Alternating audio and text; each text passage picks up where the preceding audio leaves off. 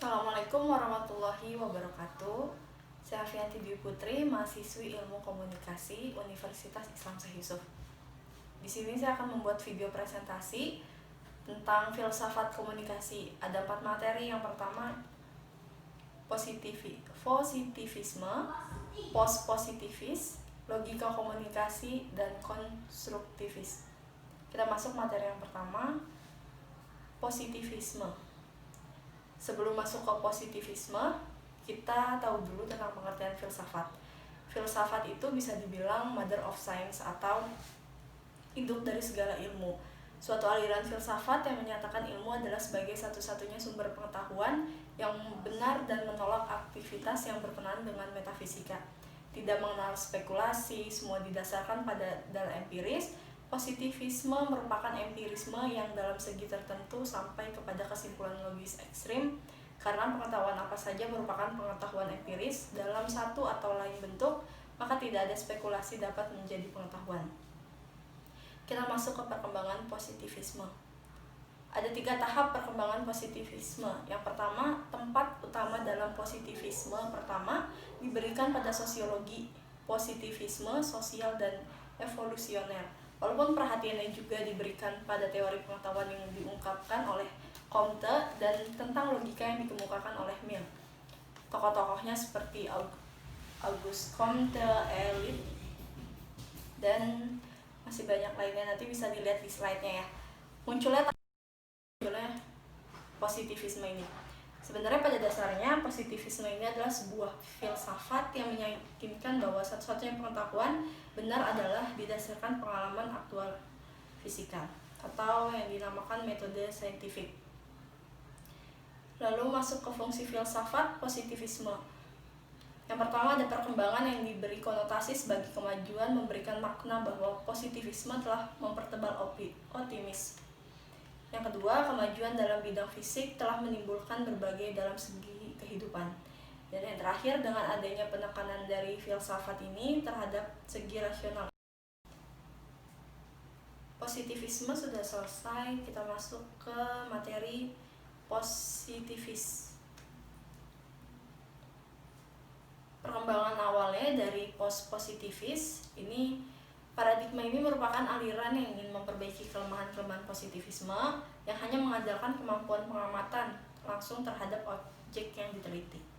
Secara ontologis, aliran ini bersifat kritikal realis yang memandang bahwa realitas memang ada dalam kenyataan sesuai dengan hukum alam, tetapi satu hal yang mustahil bila suatu realitas dapat dilihat secara benar oleh manusia atau si peneliti. Atau karena aliran ini datang setelah positivisme sehingga dinamakan post-positivisme. Jadi ketika teori positivisme muncul, terdapat ilmu lagi yang dikembangkan yang dinamakan post-positivisme. Jadi teori ini harus diakui bahwa aliran ini bukan suatu filsafat baru. Jadi sebenarnya memang sudah ada lalu muncul dalam bidang keilmuan, tetapi memang amat dekat dengan paradigma positivisme. Epistemologi post-positivisme ada 3. Yang pertama, epistemologi post-positivisme ini relasi antara pengamat dengan realitas yang diteliti tidak dapat dipisahkan. Subjek tidak mungkin dapat mencapai kebenaran jika pengamat berdiri di belakang layar tanpa diikuti terlibat dalam objek secara langsung, karena itu hubungannya antara pengamat dengan objek. Selanjutnya ada struktur dan fungsi teori dalam post-positivisme. Yang pertama, struktur teorinya. Teori merupakan abstraksi dari kenyataan atau realitas. Yang kedua, teori harus logis dan berhubungan dengan realita. Jadi teori ini digunakan dalam penelitian yang telah dikonstruksi sedemikian rupa, bukan diterima begitu saja. Teori terdiri dari satuan pembentuknya. Teori harus menspesifikasi hukum-hukum interaksi antar unit-unit yang dimiliki dan batasan konsep penerapan teori itu. Kita masuk ke logika komunikasi. Materi logika komunikasi Semua orang bisa berkomunikasi, minimal secara nonverbal. Jadi sebelum kita masuk ke logika komunikasi, kita terjemahkan dulu apa arti logika. Logika itu berasal dari kata logos, logik, logika, logikio, dan logik. Dua kata pertama berasal dari bahasa Yunani yang berarti ide atau akal. Yang kedua berarti seni atau seni berpikir. Tiga kata terakhir yaitu sama dengan kata kedua. Kata-kata tersebut berasal dari bahasa Latin. Yang selanjutnya komunikasi. Komunikasi berasal dari bahasa Inggris yang bisa dibilang dalam bahasa Inggrisnya communication. Komunikasi ini mendefinisikan komunikasi sebagai pengiriman dan penerimaan pesan antara dua orang atau lebih yang memunculkan timbal balik atau feedback.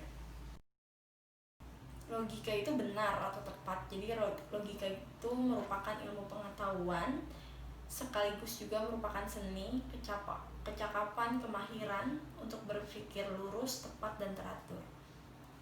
Nah, sebagai ilmu, logika ini mengajarkan kepada manusia hukum-hukum, prinsip-prinsip, dan bentuk-bentuk pemikiran yang harus dipatuhi, serta melihatnya di mana letak penalaran yang betul dan sah.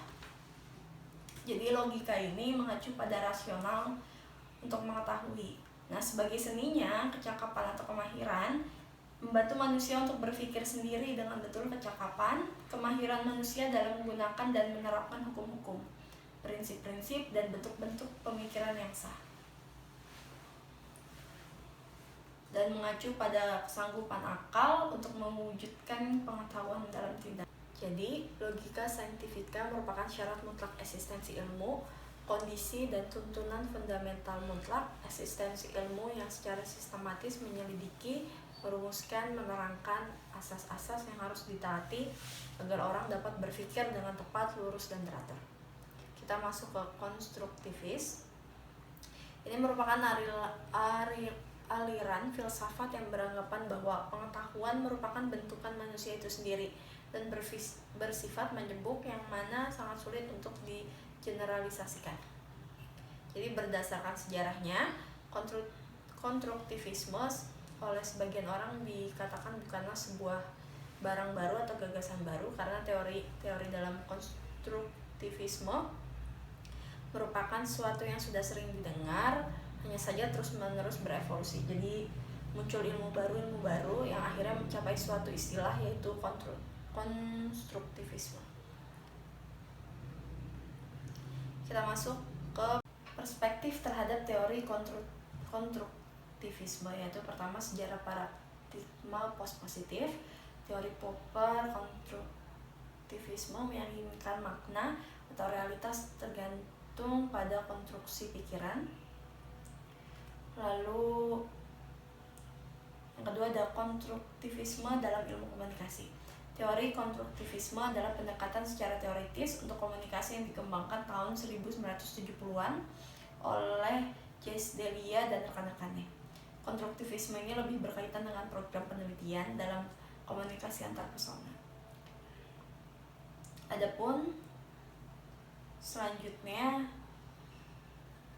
Robin Penman merangkum kaitan konstruktivisme dalam hubungan dengan ilmu komunikasi. Yang pertama, tindakan komunikatif sifatnya sukarela. Pengetahuan adalah sebuah produk sosial. Pengetahuan bersifat kontekstual, maksudnya pengetahuan merupakan produk yang dipengaruhi ruang waktu dan akan dapat berubah demi sesuai dengan pergeseran waktu. Teori-teori menciptakan dunia, dan yang terakhir pengetahuan bersifat syarat nilai. Jadi konstruktivisme berpendapat bahwa semesta secara epistemologi merupakan hasil konstruksi sosial. Pengetahuan manusia adalah konstruksi yang dibangun dari proses kognitif dengan interaksi dengan dunia objek material. Jadi konstruktivisme ini menolak pengertian bahwa ilmu sebagai temporary dari objek pada subjek konstruksi ilmu pengetahuan. Jadi pandangan konstruktivis mengakui adanya interaksi antara ilmuwan dengan fenomena yang dapat memayungi berbagai pendekatan atau paradigma dalam ilmu pengetahuan. Sekian presentasi saya tentang materi filsafat komunikasi. Kurang lebihnya mohon maaf. Assalamualaikum warahmatullahi wabarakatuh.